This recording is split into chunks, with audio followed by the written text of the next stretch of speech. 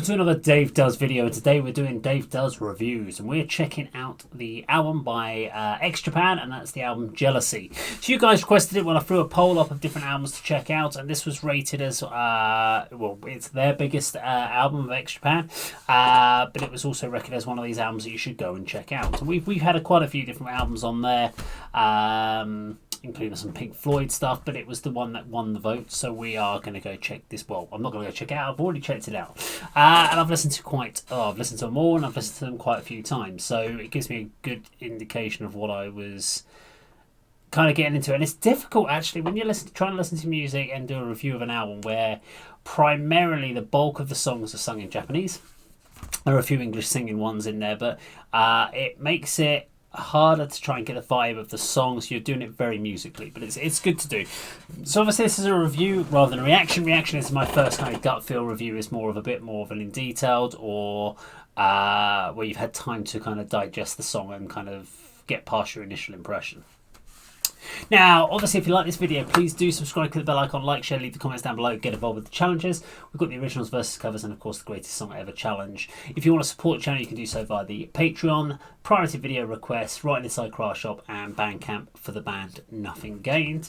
We also have currently a charity, well, not charity, a guitar raffle going on at the moment, which is £5 to enter to get yourself your raffle ticket, and the draw will take place at the end of July. Details are going to be on the screen and also down in the description down below. So, X Japan Jealousy. This was the third studio album, and it was released in July 1991. This was under their original name of X, and actually did really well. It's one of their own. I think it's the only album they did that sold over 1 million, but probably maybe more than that now in others. Maybe they have got others that have sold more than 1 million, but at the time of finding some information out, it was the only one that sold over 1 million, and they then went round and they changed their name to X Japan, just because there was a American punk group called X, and they didn't want to get confused when they were trying to push into overseas markets. So so it was released in 1991. It's one of the albums that's been listed with quite a diverse composition. So I believe normally it is Yoshiki, and I think it's mainly Yoshiki, and is it Touchy who do the writing of music and lyrics. However, on this album you had Hyde, Pata, Touchy, I'm just having to check if the other names on here, Hitomi, also contributed. It's quite interesting because when I listened to the album, it did feel like a bit of a disjointed album. It did feel that there were different people writing. It didn't feel like it had been written by one band all the way through, writing the songs, or one person with the rest of the band playing, because there is some very big differences on certain songs with different influences, and it's actually really interesting to sort of see who those people were as we go through the track. So yeah, it was interesting to sort of go through. Now, the first song it opens out with is the Piano Sonata, or ES2. And my kind of thoughts from here listening to this was quite interesting. So it's about, what, 1minute and 50 seconds. It was a very classical, suspenseful piece. It made me kind of think of hints of like a TV drama, very theatrical. And then I kind of thought, it kind of made me think of like a dream sequence. Not a dream sequence that you're having yourself, but a dream sequence you see in these films and these movies where it's sort of like the stuff, they're wandering around, they're trying to understand what's going on. And this was definitely felt like it. And interesting, as I was thinking that, as I was sort of going through for the review, after listening to the song a few times, you suddenly hear that ping! Dang, dang, dang, dang, dang, all that kind of crashing down, and it made me think of like the dream, waking from the dream, or your dream crashing down around you. So that was kind of how that one worked for me. It's an interesting piece. Doesn't add anything massively on its own with the crashing at the end. You probably, if you were listening to it as a piece of music, you might want to listen to it continuous for a bit longer, and just how it kind of crescends and then fade out. But it's interesting, and I'm not sure why. I couldn't find any information out of why he does that crash bit at the end of the piece, where he just kind of finishes it so abruptly. If you know, let me know in the comments down below. We then move into Silent Jealousy, probably one of my favourite tracks on the album. Sorry, excuse me, I'm getting text messages whilst doing videos. Should remember to turn phone volume down. There we go.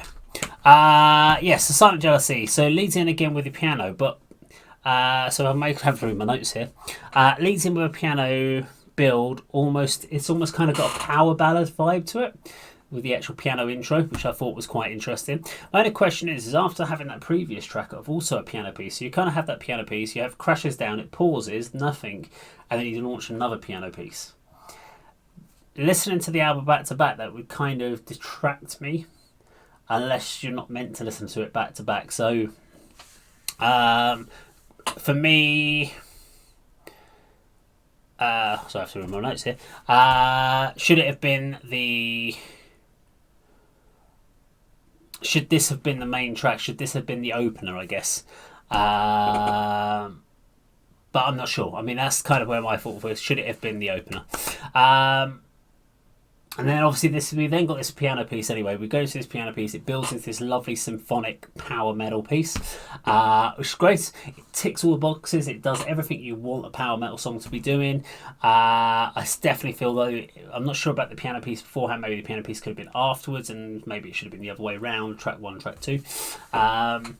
It's got lovely scaling, nice chord progressions on this particular track, and then about 3 minutes 5, you kind of get this. It takes it down half time, same chords, but just gives you a bit of a breather because it's been galloping along. It literally gives you 20 seconds of that, and then we're back on it for the first lead guitar line.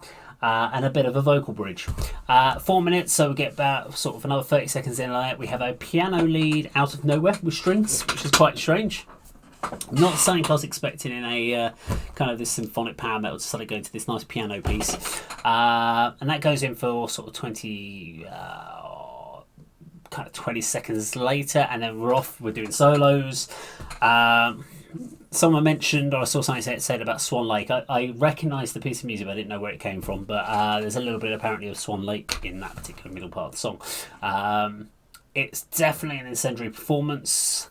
I think, especially with the solo, that whole kind of solo section is very incendiary, to the point that when you get back at 5 minutes 35 or so, vocals come back in, galloping along at that fast, intense pace, but it doesn't actually feel that fast because you've come off the back of a solo that's really incendiary, so it actually feels more subdued, if you like.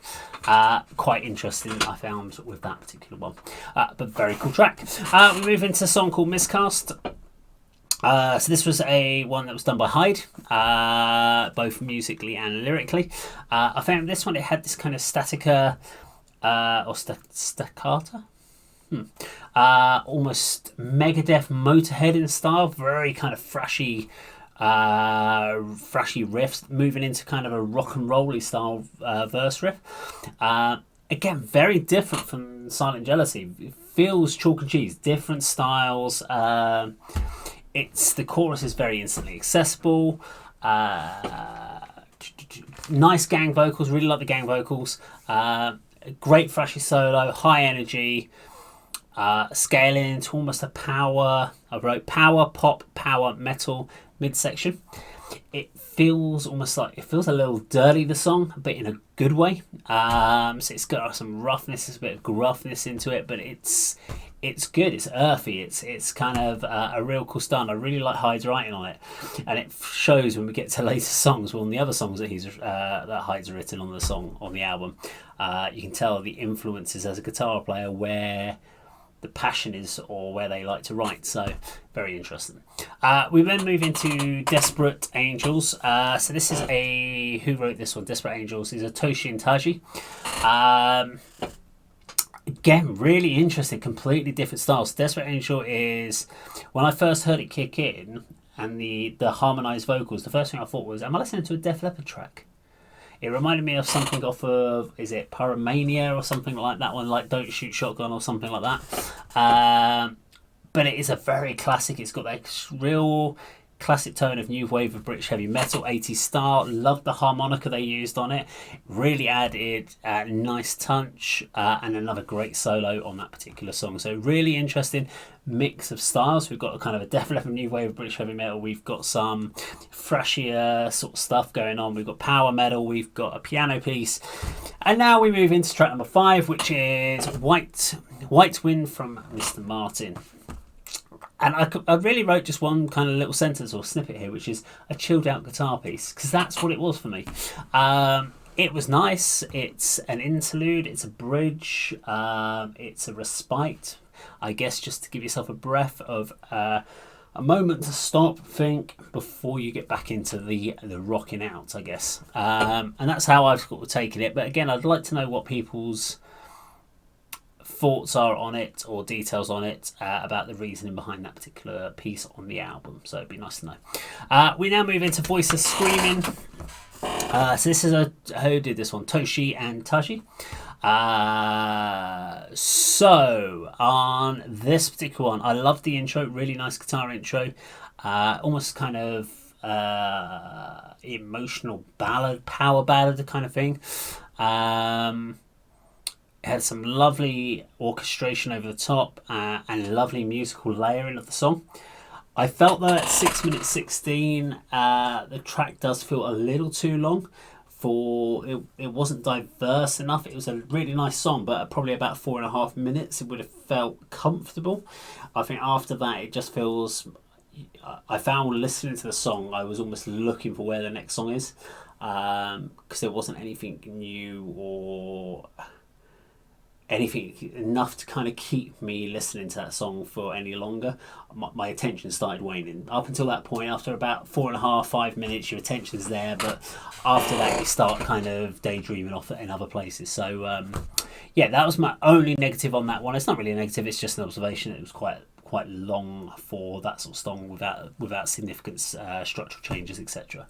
Now we've got number 7 is Stab Me in the Back. It says a Hitomi and Yoshiki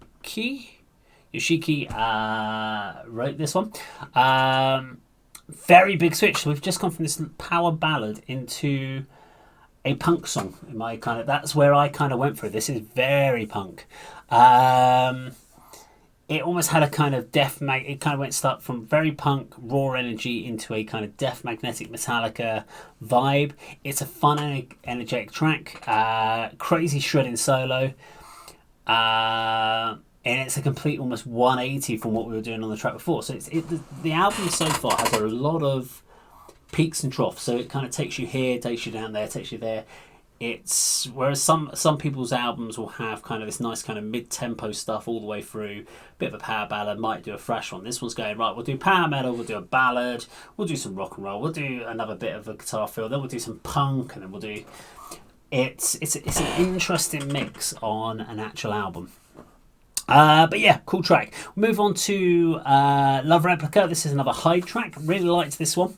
I kind of wrote down just a simple thing: industrial, hurdy-gurdy, creepy funhouse, and I loved it. I thought it was really cool. I remember that when I first way I listened to this was I had like a little Bluetooth headset in while I was working, and this came on, and I'm like, what the hell is this? And it was one of the first songs I'd heard on the album which had made me go. I had to get because the first listen through, I just listened to the album without making a note of the names. I just wanted to get a vibe of the album. But I listened to it and I kind of opened up the phone and found out what the song was. Going, that is really cool. I need to go check that one out again because it sounded so different to everything else that I'd heard on the album. But very cool. Liked that one. Then we move into Joker, another Hyde song.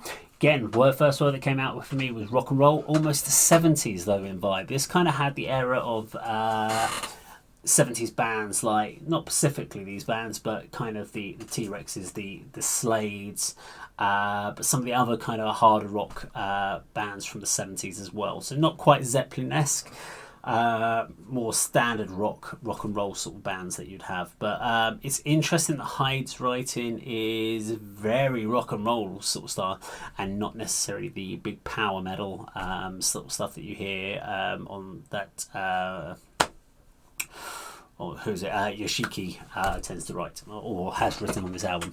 And then we finish with Say Anything. This one actually came up on a random as on a shuffle, and I really liked it. Great power ballad, great way to finish. It's the greatest power ballad that Journey's never written. And it does have a Journey style and vibe to it to me.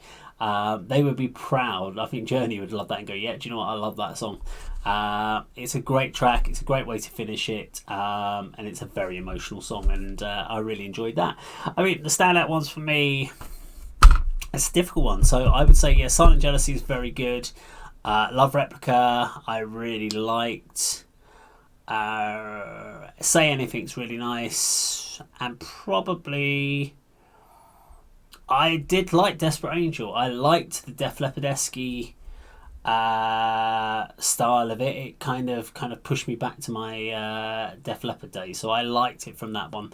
But really eclectic mix. It's you can really hear it on the composition of the whole song, but thoroughly enjoyable. I hope you like the review of the album. Let me know in the comments below what albums you'd like me to go review for July 2020. We'll be doing a poll for that one on the channel soon, so make sure you subscribe, click the bell icon, like, share, leave the comments down below, and that, of course, is how Dave does it.